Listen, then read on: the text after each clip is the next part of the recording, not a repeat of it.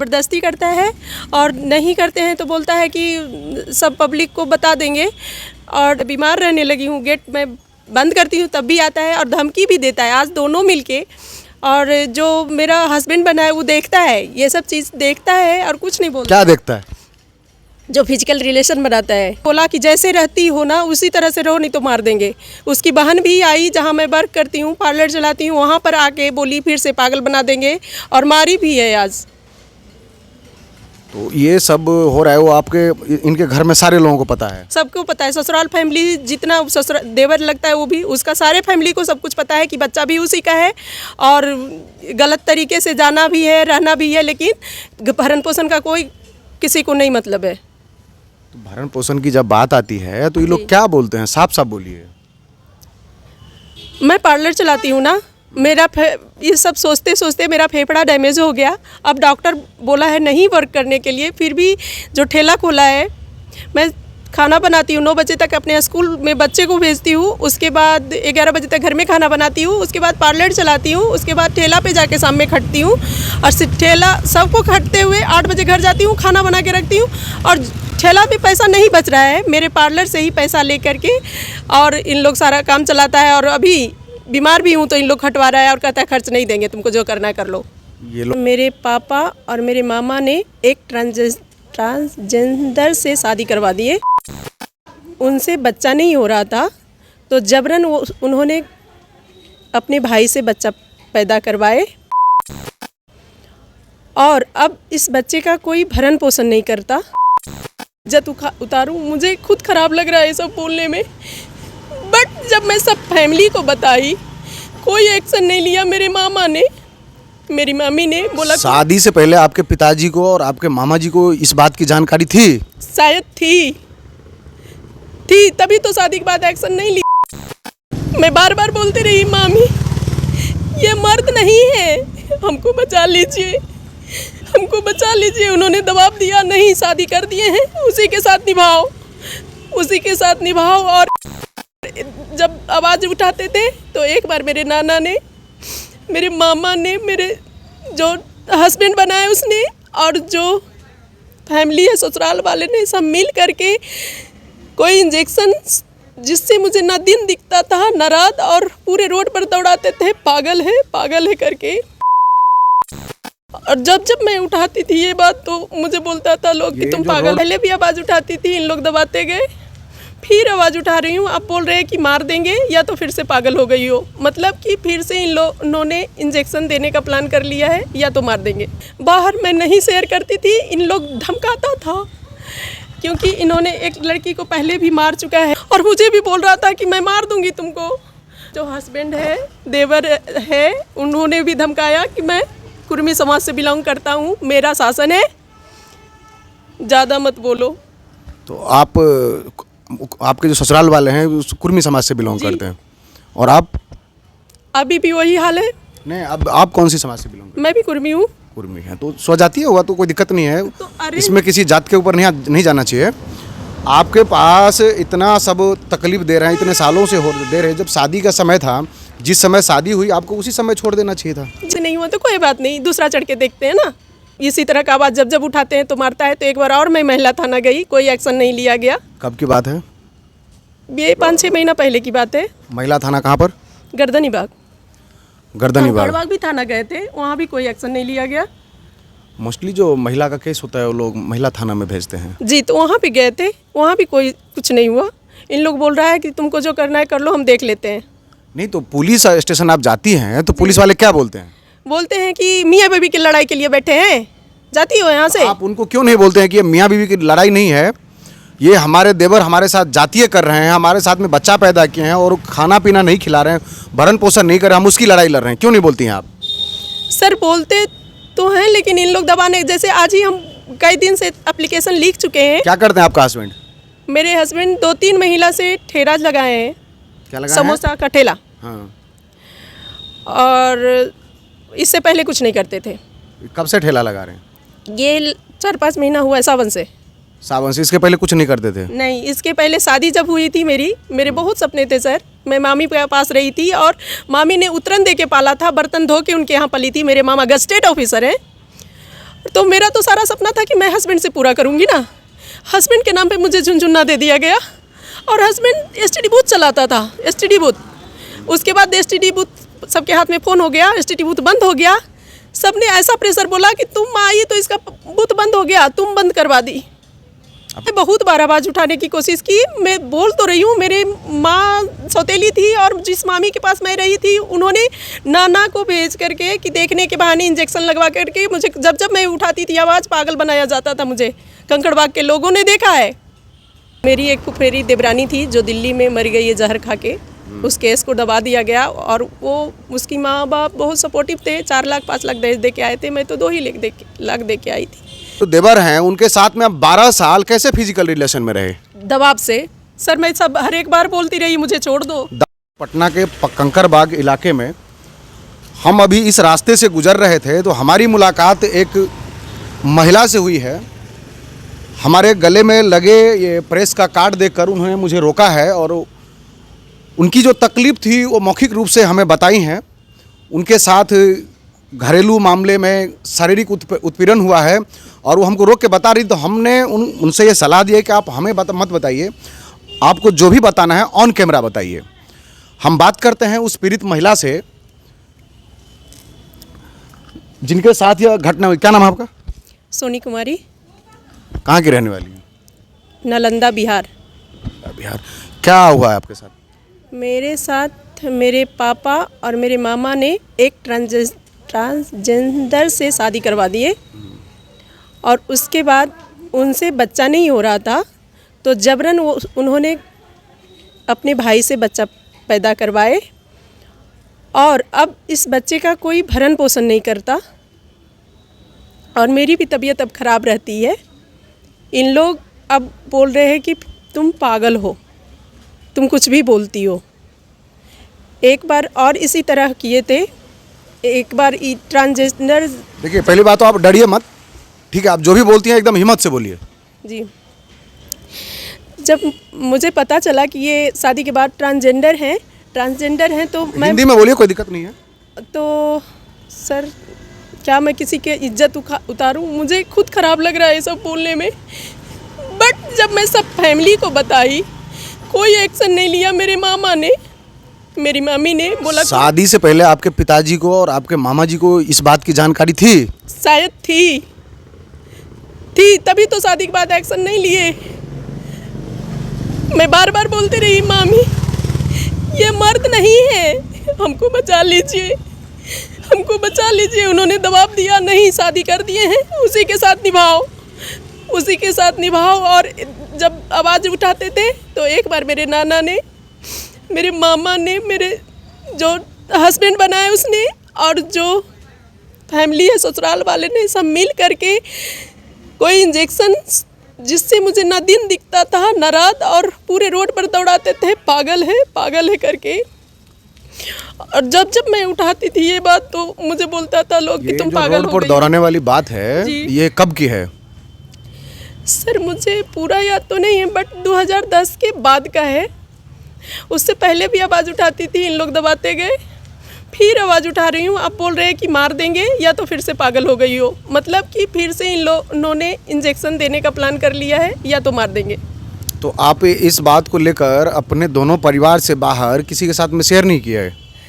बाहर मैं नहीं शेयर करती थी, इन लोग धमकाता था क्योंकि इन्होंने एक लड़की को पहले भी मार चुका है और मुझे भी बोल रहा था कि मैं मार दूंगी तुमको। सास भी बोलती थी, मेरा जो हस्बैंड है, देवर है, उन्होंने भी धमकाया कि मैं कुर्मी समाज से बिलोंग करता हूँ, मेरा शासन है, ज़्यादा मत बोलो। तो आपके जो ससुराल वाले हैं उस कुर्मी समाज से बिलोंग करते हैं और आप? अभी भी वही हाल है। नहीं, अब आप कौन सी समाज से बिलोंग करते हैं? मैं भी कुर्मी हूँ। कुर्मी है तो स्वजातीय हुआ तो कोई दिक्कत नहीं है, तो इसमें किसी जात के ऊपर नहीं जाना चाहिए। आपके पास इतना सब तकलीफ दे रहे हैं, इतने सालों से दे रहे हैं। जब शादी का समय था, जिस समय शादी हुई आपको उसी समय छोड़ देना चाहिए था। जी, मैं छोड़ने का जब कोशिश करती थी, मेरे मामा, मेरे पापा सब प्रेशर बनाए, नहीं समाज के सामने शादी हुई है, बदनामी हो जाएगी, मत छोड़ो इसे। और मेरा जो हस्बैंड है उसका फैमिली बारी बारी आता था, बोलता था एक से नहीं हुआ तो कोई बात नहीं, दूसरा चढ़ के देखते हैं ना। इतना घटियापन। उसके बाद ये अमित आया, बोला कोई बात नहीं भाभी, हस्बैंड भी था, बच्चा आ जाएगा, हम लोग है ना शादी कर लेंगे, बच्चे पाल देंगे। लेकिन अब मेरा बच्चा पढ़ने लायक हुआ तो अब बोलता है कि मुझे, ये दोनों बोलता है कि तुम अपने देखो, तुम अपने करो। दोनों कौन? जो अपने नाम से बच्चा रखा है और जिसके साथ पैदा करवाया है। सबसे तो अब पहले दोनों से मुझे छुट्टी चाहिए, मुझे न्याय चाहिए, मुझे इन दोनों के साथ छुट्टी चाहिए कि न्याय चाहिए? न्याय चाहिए। न्याय किस तरीके से? न्याय, मेंटली हरासमेंट जो हो रहा है, बार बार कुछ भी बोलती हूँ तो सीधे कहता है मार देंगे, अब बच्चों को मार देंगे। आपके साथ मारपीट भी होती है? जी, एक बार और मारा था जबरन, इसी तरह का आवाज़ जब जब उठाते हैं तो मारता है। तो एक बार और मैं महिला थाना गई, कोई एक्शन नहीं लिया गया। कब की बात है? ये 5-6 महीना पहले की बात है। महिला थाना कहाँ पर? गर्दनी बाग। गर्दनी बाग। गढ़बाग भी थाना गए थे, वहाँ भी कोई एक्शन नहीं लिया गया। मोस्टली जो महिला का केस होता है वो लोग महिला थाना में भेजते हैं। जी, तो वहाँ भी गए थे, वहाँ भी कोई कुछ नहीं हुआ। इन लोग बोल रहा है कि तुमको जो करना है कर लो, हम देख लेते हैं। नहीं तो पुलिस स्टेशन आप जाती हैं तो पुलिस वाले क्या बोलते हैं? बोलते हैं कि मियाँ बीवी की लड़ाई के लिए बैठे हैं, जाती हो यहाँ से। आप उनको क्यों नहीं बोलते हैं कि ये मियाँ बीवी की लड़ाई नहीं है, ये हमारे देवर हमारे साथ जातीय कर रहे हैं, हमारे साथ में बच्चा पैदा किए हैं और खाना पीना नहीं खिला रहे हैं, भरण पोषण नहीं कर रहे, हम उसकी लड़ाई लड़ रहे हैं, क्यों नहीं बोलती हैं आप? सर बोलते तो हैं, लेकिन इन लोग दबाने, जैसे आज ही हम कई दिन से एप्लीकेशन लिख चुके हैं। क्या करते हैं आपका हस्बैंड? मेरे हस्बैंड 2-3 महिला से ठेला लगाए हैं, क्या लगा? समोसा का ठेला। हाँ। और इससे पहले कुछ नहीं करते थे। कब से ठेला लगा रहे हैं? ये 4-5 महीना हुआ है, सावन से। सावन से? इसके पहले कुछ नहीं करते थे? नहीं, इसके पहले शादी जब हुई थी मेरे बहुत सपने थे सर। मैं मामी के पास रही थी और मामी ने उतरन दे के पाला था, बर्तन धो के उनके यहाँ पली थी। मेरे मामा गस्टेड ऑफिसर हैं, तो मेरा तो सारा सपना था कि मैं हस्बैंड से पूरा करूँगी ना। हस्बैंड के नाम पे मुझे झुनझुना दे दिया गया और हस्बैंड एसटीडी बूथ चलाता था, एसटीडी बूथ। उसके बाद एसटीडी बूथ सबके हाथ में फ़ोन हो गया, एसटीडी बूथ बंद हो गया। सबने ऐसा प्रेशर बोला कि तुम आई तो इसका बूथ बंद हो गया, तुम बंद करवा दी। आपके देवर क्या करते हैं? मेरा देवर जो है वो सुनई कंसल्टेंसी में जॉब करता है। कौन सी कंसल्टेंसी में? सुनई कंसल्टेंसी। कहाँ पर है ये? हनुमान नगर, कंकरबाग में। जी। क्या नाम है उनका? अमित कुमार। अच्छा, बताइए। सर उन्होंने, देखिए, शारीरिक शोषण या किसी भी तरीके का शोषण किसी के साथ में 1 बार 2 बार हो सकता है, महीना 2 महीना हो सकता है। आज के समय में भी महिलाएं इतना कमज़ोर नहीं है जितना वो दुख दर्द सुनाने के लिए खड़ी हो जाती हैं। गवर्नमेंट पावर दिया है, गवर्नमेंट हर क्षेत्र में महिलाओं को आरक्षण दे रही है, चाहे वो गवर्नमेंट किसी की भी रही हो। महिलाएं खुद आगे नहीं आना चाहती है। हम आपसे पूछते हैं कि बर्दाश्त क्यों किया आपने? सर, मैं बहुत बार आवाज़ उठाने की कोशिश की, मैं बोल तो रही हूँ। मेरे माँ सौतेली थी और जिस मामी के पास मैं रही थी उन्होंने नाना को भेज करके कि देखने के बहाने इंजेक्शन लगवा करके मुझे, जब जब मैं उठाती थी आवाज़, पागल बनाया जाता था मुझे। कंकड़बाग के लोगों ने देखा है। कंकरबाग के लोगों ने देखा है तो वो बताएंगे ऑन कैमरा कि उन्होंने आपको देखा है कि पागल की तरह घसीटते हुए रोड पर। जी जी जी। संभवतः आज के डेट में ये सब चीज़ें रोड पर नहीं देखी जाती हैं। और ये तो शहर है, गांव में भी नहीं देखा जाता है, और किसी भी समाज में नहीं देखा जाता है। जिस तरीके से आप बोल रही हैं, तो अगर है लोग देखने वाले हैं तो, लेकिन इन लोग की दबंगई है कि शायद डर के मारे बोले या ना बोले। दबंगई का मत देखिए, दबंगई उसको बोलते हैं जिनका किसी इलाके में, किसी एरिया में, किसी सिटी में राज चलता हो। नॉर्मल आदमी कोई अगर 2 रुपया ज़्यादा कमाता है और तो कहीं भी पैसा दे करके 1-2 बार बात को दबा सकता है, उसको दबंगई नहीं बोलते हैं। जी, लेकिन सर मैं तो जब जब उठाई, मेरा मायके नहीं था कि मैं चली जाऊं। बार बार यही इन लोग धमकी दिया कि मैं मार दूंगा। मैं एक लड़की को मारा हूं, तुमको मारने में मैं सक्षम हूं, तुम्हारा तो माँ बाप भी नहीं है। किस लड़की को मारा? मेरी एक फुफेरी देवरानी थी जो दिल्ली में मर गई है जहर खा के। उस केस को दबा दिया गया और वो, उसकी माँ बाप बहुत सपोर्टिव थे। 4 लाख 5 लाख दहेज दे के आए थे, मैं तो 2 ही लाख दे के आई थी। दहेज दी थी? जी। इन लोग दिया है, उसको तो किया। देखिए नीतीश जी, दहेज पर 100 प्रकार के कानून बनाते हैं आप लोग, ऑन कैमरा महिला बोल रही है 2 लाख रुपया दहेज दे के आए हैं, उसके बाद भी हमारे साथ में जातीय हो रहा है। आप ही के क्षेत्र की महिला है, आप ही की समाज की हैं, आप भी नालंदा के हैं, महिला भी नालंदा की हैं, आप भी कुर्मी हैं और महिला भी कुर्मी है। ध्यान देने योग्य बात है कि ये जात पात और इलाका या आपके क्षेत्र ये अलग बात है, ये आपके राज्य की महिला हैं और आपके राज्य में दहेज पर सख्त कानून बनाया गया है। उसके बावजूद भी पुलिस स्टेशन में जाने के बाद भी महिलाओं के बात को उठाया नहीं जाता है, महिलाओं को उल्टा डांट फटकार कर भगा दिया जाता है। ये मैं नहीं कह रहा हूँ, ये पीड़ित महिला कह रही हैं। आपके जो देवर हैं उनके साथ में आप 12 साल कैसे फिजिकल रिलेशन में रहे? दबाव से सर, मैं सब हर एक बार बोलती रही मुझे छोड़ दो। दबाव एक बार आधे बार हो सकता है, मैं बार बार आपसे बोल रहा हूँ। जी नहीं सर, वो बार बार मैं क्या बताऊँ, मैं वर्क करती हूँ, मैं थोड़ा पार्लर चलाती हूँ, मेरा फ़ोन चेक करता है पर डे। मैं किसी कस्टमर से भी, अगर लेडीज़ कस्टमर ने 4 बार बात कर ली, उसको कॉल करके पूछता है कि आप जेंट्स हो या लेडीज़। जेंट्स हो तो कैसे बात कर रहे हो, मैं उसका हस्बैंड हूँ, क्यों बात कर रहे हो, ये तो रंडी है, सीधे बोलता है। कौन? अमित कुमार। उन्होंने दूसरी शादी की है? नहीं, हमको बोला था, हम देखो मैं शादी नहीं करूँगा, मैं शादी नहीं करूँगा, मैं बच्चे ला रहा हूँ, मैं शादी नहीं करूँगा। अभी भी उन्होंने शादी नहीं किया है। तो फिर आप दोनों आदमी में संबंध अच्छे थे, बिना अच्छे संबंध के बच्चे पैदा नहीं होते हैं। नहीं सर, ये आप भी जानते हैं, मैं भी जानती हूँ। नहीं, ज़बरदस्ती हम नहीं, इन लोग के साथ रहना ही पसंद नहीं कर रहे थे सर। ये हस्बैंड नहीं था और मुझे गाली दे रहे थे लोग रोड पे। कौन लोग? पब्लिक, क्योंकि मैं भी वर्क करती हूँ, मैं पार्लर चलाती हूँ सर, तब खा रही हूँ इसके यहाँ। हमारे देश में एक बहुत बड़ी विविधता है कि औरत का जो गोदी है वो और मर्द का पॉकेट जैसे ही खाली होता है ना, लोग ताने मारने लगते हैं। तो उस ताना को किसी भी औरत को, या हमारी माँ बहन हो या देश की कोई भी औरत हो, उन सब चीज़ों पर ध्यान नहीं देना चाहिए कि बच्चे नहीं है तो लोग क्या कह रहे हैं। इन सब बातों में आकर लेडीज़ कई बार गलत कदम भी उठा लेती हैं। ये सब नहीं करना चाहिए। बाकी आपका जो दुख है, तकलीफ है, थाना पे गई थी 8 तारीख को शायद आपने FIR किया था। जी। कौन कौन सी धारा लगाया, बताया आपको प्रशासन? प्रशासन ने मुझे कुछ नहीं बताया। आपको रिसीविंग दे आपने जो कंप्लेन दिया उसका? नहीं। तो आपने क्यों नहीं मांगा उनसे? सर मैं इतना पढ़ी लिखी नहीं हूँ बहुत ज़्यादा, मुझे नहीं पता। पढ़ी लिखी की बात नहीं है, हमने आपको कंप्लेन किया, उसका कॉपी आप हमको दीजिए। सर नहीं ये दिए। छोटी सी बात है। सर नहीं दिए। आप जिनके समक्ष ये अपना बयान लिखवाए हैं, अपना कंप्लेन दिए हैं, उस ऑफिसर का नाम पता है आपको? नहीं सर। वो तो नेम प्लेट यहाँ पे लगा रहता है। SHO है, SHO रैंक के आदमी होते हैं। गर्दनी बाग थाना का SHO है। महिला है, जेंट्स हैं? सर गर्दनी बाग के होंगे, लेकिन मुझे नहीं उतना पता। कौन सी थाना में आपने कंप्लेन दिया है? गर्दनी बाग। तो गर्दनिया बाग में ना होगा? जी। तो SHO का नाम पता है? नहीं। आपको नाम पता नहीं है, आपने रिसीविंग नहीं ली। जी। FIR करने कभी भी हम लोग जाते हैं किसी भी। सर मुझे उतना पता नहीं था।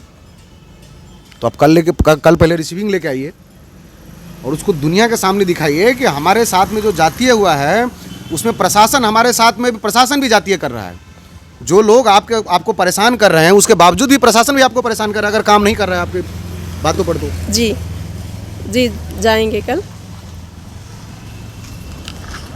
हम बिहार के लोग हैं। बिहार में 32 साल से अभी जो सरकार में बैठे हैं उन्हीं लोगों का सरकार है। हर सरकार, चाहे वो किसी भी पार्टी का हो, किसी भी देश, किसी भी राज्य का हो, महिलाओं के बारे में बड़ी बड़ी बातें की जाती है इलेक्शन मोड में। इलेक्शन ख़त्म होते ही कानूनें बनती हैं। इलेक्शन ख़त्म होने के बाद भी कहीं कोई कुछ दिखता नहीं है ज़मीन पर। महिलाएं चीख पुकार कर मर जाती हैं। अभी कुछ दिन पहले की मामला है, हफ्ता दिन भी नहीं हुआ है। भागलपुर में नीलम यादव नाम की एक महिला थी। सरेआम बाजार उनको धारदार हथियार से दोनों टांग काट दिया गया, दोनों हाथ काट दिया गया, दोनों कान काट दिया गया और स्तन तक काट दिया गया। अब महिलाएं कैसे अपने आप को इस राज्य में सुरक्षित समझें, ये बहुत बड़ा प्रश्न चिन्ह है। और नीतीश जी को एक बार सोचना पड़ेगा कि जिन महिलाओं ने आपको सरकार में लाया, उन्हीं महिलाओं की आज जो दुर्गति है उसका जिम्मेदार भी आप हैं। 15 साल से नीतीश जी मुख्यमंत्री हैं, 8 बार मुख्यमंत्री बने हैं। हर बार गृह मंत्रालय नीतीश जी के पास रही है। बिहार की प्रशासन किस तरीके से काम कर रही है, ये पहला केस नहीं है, ये अनगिनत ऐसे केस हैं जिनमें प्रशासन की लापरवाही बरती जाती है। गलती प्रशासन करती है या क्या करती है, या जजमेंट देने वाले गलती करते हैं, ये तो आने वाले समय तय करेगा। लेकिन नीतीश जी को एक बार फिर से सोचना पड़ेगा कि जिन महिलाओं ने आपको जिताकर वोट देकर जिताया है, वही उन महिलाओं की हालत आज नरक से भी बदतर है। जिंदगी जीने के लिए महिला हो या पुरुष हो, सबको सम्मान चाहिए। और जब तक आप उनका सम्मान उनको नहीं दिलाइएगा, आप किस मुंह से कहिएगा कि हम इस राज्य के मुख्यमंत्री हैं। नमस्कार, मैं रमन कुमार, MNL न्यूज़ के लिए पटना। आपके जो देवर जी हैं वो आपके साथ में ज़बरदस्ती करते हैं? हाँ, ज़बरदस्ती करता है, और नहीं करते हैं तो बोलता है कि सब पब्लिक को बता देंगे, और इस तरह से करके हमेशा आता है। जब मैं मना भी करती हूँ, मैं बीमार रहने लगी हूँ, गेट मैं बंद करती हूँ, तब भी आता है और धमकी भी देता है। आज दोनों मिलके, और जो मेरा हस्बैंड बना है वो देखता है, ये सब चीज़ देखता है और कुछ नहीं बोलता। क्या देखता है? जो फिजिकल रिलेशन बनाता है। और आज दोनों मिलके बोला कि जैसे रहती हो ना उसी तरह से रहो, नहीं तो मार देंगे। उसकी बहन भी आई, जहाँ मैं वर्क करती हूँ, पार्लर चलाती हूँ, वहाँ पर आके बोली फिर से पागल बना देंगे, और मारी भी है आज। तो ये सब हो रहा है, वो आपके इनके घर में सारे लोगों को पता है? सबको पता है, ससुराल फैमिली जितना ससुराल देवर लगता है वो भी, उसका सारे फैमिली को सब कुछ पता है कि बच्चा भी उसी का है, और गलत तरीके से जाना भी है, रहना भी है, लेकिन भरण पोषण का कोई किसी को नहीं मतलब है। तो भरण पोषण की जब बात आती है तो ये लोग क्या बोलते हैं? साफ साफ बोलिए। मैं पार्लर चलाती हूँ ना, मेरा ये सब सोचते सोचते मेरा फेफड़ा डैमेज हो गया। अब डॉक्टर बोला है नहीं वर्क करने के लिए, फिर भी जो ठेला खोला है, मैं खाना बनाती हूँ 9 बजे तक, अपने स्कूल में बच्चे को भेजती हूँ, उसके बाद 11 बजे तक घर में खाना बनाती हूँ, उसके बाद पार्लर चलाती हूँ, उसके बाद ठेला पे जाके शाम में खटती हूँ, और ठेला सबको खटते हुए 8 बजे घर जाती हूँ, खाना बना के रखती हूँ, और ठेला पे पैसा नहीं बच रहा है, मेरे पार्लर से ही पैसा ले करके, और इन लोग सारा काम चलाता है। और अभी बीमार भी हूँ तो इन लोग खटवा रहा है और कहता है खर्च नहीं देंगे, तुमको जो करना है कर लो। ये लोग ड्रिंक वगैरह भी करते हैं? नहीं, ड्रिंक पी करके तो नहीं आता, लेकिन हाँ होश में ही सब कुछ करता है। देखिए, नशे में अगर कोई काम गलत होता है तो उसको जस्टिफाई नहीं किया जा सकता है, लेकिन अगर कोई सोच समझ के ऐसा काम कर रहा है, और कोई व्यक्ति अपने बीबी को दूसरे व्यक्ति के साथ फिजिकल रिलेशन बनाने के लिए दबाव नहीं बना सकता है। और सबसे बड़ी घिनौनी बात तो यह है कि वो सामने खड़ा होकर देखता है। जी, देखता तो आप इस चीज़ का विरोध नहीं करती हैं? विरोध, जब विरोध करने की आवाज़ उठाती हूँ तब तो वो बोलता है कि फिर से तुमको पागल बना देंगे या तो मार देंगे। आज भी धमकी दिया है, मुझे मार देंगे। सनातन हिंदू धर्म में महिला को देवी माना गया है, और देवी जब तक एक औरत कमज़ोर है तब तक वो कमज़ोर हैं।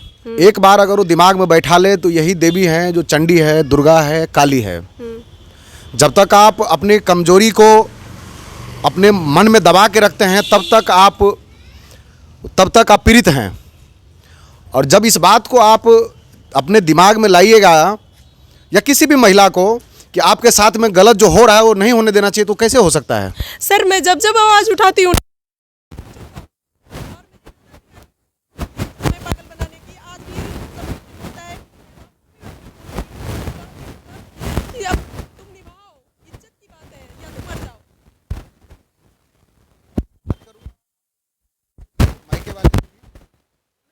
कोई भी व्यक्ति या किसी भी परिवार का हो, इतना घिनौना हरकत करने और करवाने के लिए दबाव नहीं दे सकता है। आपके साथ में जो हरकत हुई है वो बड़ा ही घिनौना हरकत है। मैं कहाँ जाऊँ, ये मुझे समझ में नहीं आता। मैं कहाँ जाऊँ, मैं शुरू से बोलती हूँ मैं कहाँ जाऊँ। मेरी माँ को भी इन लोग डिप्रेस करके रखा है, और बोलता है मैं तुम्हारी माँ जैसे तुम्हारा भी कर दूँगी। मेरी मामी, मेरी नानी लगी हुई है, इज्जत की बात है। ससुराल पक्ष अगर बदमाशी करता है तो समझ में आ रहा है, लेकिन आपका जो मायके पक्ष है वो भी आप बोल रही हैं कि उनको सब पता है और वो भी दबाव बना रहा है। इस चीज़ समझ में नहीं आ रहा है, कई बार लोगों को नहीं आता है। मैं क्या बोलूँ, मेरी माँ भी टीचर है, लेकिन कहाँ पे टीचर हैं? मैं क्या बोलूँ आगे। वो मेरी माँ बाटसलीगंज में टीचर है, लेकिन उसका भी पैसा मेरे नाना मामा खा रहा है, और इसी को प्रेशर बनाते हुए मेरे को भी बोल रहा है कि तुम चुप रहो। कहीं भाई नहीं है आपके? मेरा भाई है, लेकिन उसको भी इन लोग अपने कब्जे में कुछ पड़ा के लगता है खिला दिया है, क्या किया है नहीं पता। मेरा भाई भी मेरे पास में नहीं बोलता, एक ही भाई है और स्टेप मदर से भी 2 भाई 2 सबसे पहले तो हम आपको बोलेंगे कि आप हिम्मत रखिए, हिम्मत है, सब कुछ है। और प्रशासन को आपने अगर 8 तारीख को जाके FIR किया है तो प्रशासन से जाके मिलिए, रेगुलर मिलिए। और प्रशासन नहीं काम करता है तो आप राज्य के राजधानी में है, सचिवालय वहाँ से नज़दीक है, पुलिस लाइन वहाँ से नज़दीक है, सारी चीज़ें नज़दीक हैं। सर मैं कहीं भी तब ना जा पाऊंगी। अभी तो धमकी दे रहा है कि कभी भी मार देंगे। आज सुबह में धमकी दिया है, फिर फ़ोन पे भी उसकी बहन गाली गलौज की है। पार्लर में चलाती हूँ, वहाँ भी आई है। आपके फ़ोन में रिकॉर्डिंग है? सर मुझे रिकॉर्डिंग करने नहीं आता। नहीं, करने की बात नहीं होती, तो नॉर्मल चीज़ है वो सब। देखिए, कोई भी चीज़ आपके कहने से कोई भी नहीं मान लेगा, पुलिस हो, प्रशासन हो या कोई व्यक्ति हो। आपको कुछ ना कुछ प्रस्तुत करना पड़ेगा कि जो आपके साथ में जाति हो रहा है उसके समक्ष। सर अभी मेरे पास कोई रिकॉर्डिंग नहीं है, लेकिन गाली तो दी है। वो अगर कहीं से निकलता है तो निकाल लीजिए। गाली दी है मुझे फ़ोन पे, बबली नाम है उसकी बहन का। वो क्या करती हैं? वो हाउस वाइफ है, उसका रोड नंबर 4 में सबका घर है, वहीं पे रहता है वो, बहन के घर में। अच्छा, आपका इनका खुद का इन लोगों का घर नहीं है? नहीं, रोड नंबर 4 में अमित का बहन का घर है, और जो मेरा हस्बैंड बन के रह रहा है वो उसकी फूआ का, चाचा का और एक चचेरी बहन का बहुत सारा घर है। इसलिए इन लोग जब मन होता है 2-4 आदमी दिन भर में भेजते रहता है धमकाने के लिए। आप कहाँ रहती हैं? हम चंदमारी रोड में डेरा लेके रहते हैं। आप किराए पर रहती है, ये लोग घर में रहते हैं, फिर भी ज़बरदस्ती आपके पास आते हैं? हाँ, मेरे पास आते रहते हैं। कुछ नहीं तो आपका तबीयत खराब है देखने आए हैं, इस बहाने मुझे धमकाते हैं आके। इस बात की चर्चा आपने पुलिस को अपने कन्फेशन में कहा है? जो आपने लिख के दिया, ये सब बात लिखी है? मैं तो लिखी हूँ जितना समझ में आया, लेकिन ये मारने वाली बात तो फिर से अभी आज बोल रहा है मार देंगे, कुछ भी आगे बढ़ी तो मार देंगे। आपको सबसे पहले न्याय आपको पुलिस प्रशासन ही दिला सकता है, न कोई मीडिया का आदमी दिला सकता है, न आजू बाजू वाला दिला सकता है। न्याय आपको पुलिस प्रशासन ही देगा। तो आपको सबसे पहले प्रशासन के ऊपर दबाव बनाना चाहिए। प्रशासन को जाकर जितने बार आपको बोलते हैं उतने बार प्रशासन को आप बोलिए। सर 1-2 बार जब मैं प्रशासन के पास पहुंची और जब नहीं लिया जाता है तो फिर क्या करूं मैं, मुझे समझ में नहीं आता मैं कहाँ जाऊं। फिर तो मेरा मायके भी नहीं है, ज़्यादा हल्ला की तो कहाँ जाऊं। फिर बहुत ज़्यादा काम नहीं होता। जितने बार आपके साथ गाली गलौज होता है, जितने बार आपको धमकी दिया जाता है, आप 100 नंबर पर फ़ोन करके बोलिए। ठीक है सर, मैं बोलूँगी। चलिए, बहुत बहुत धन्यवाद।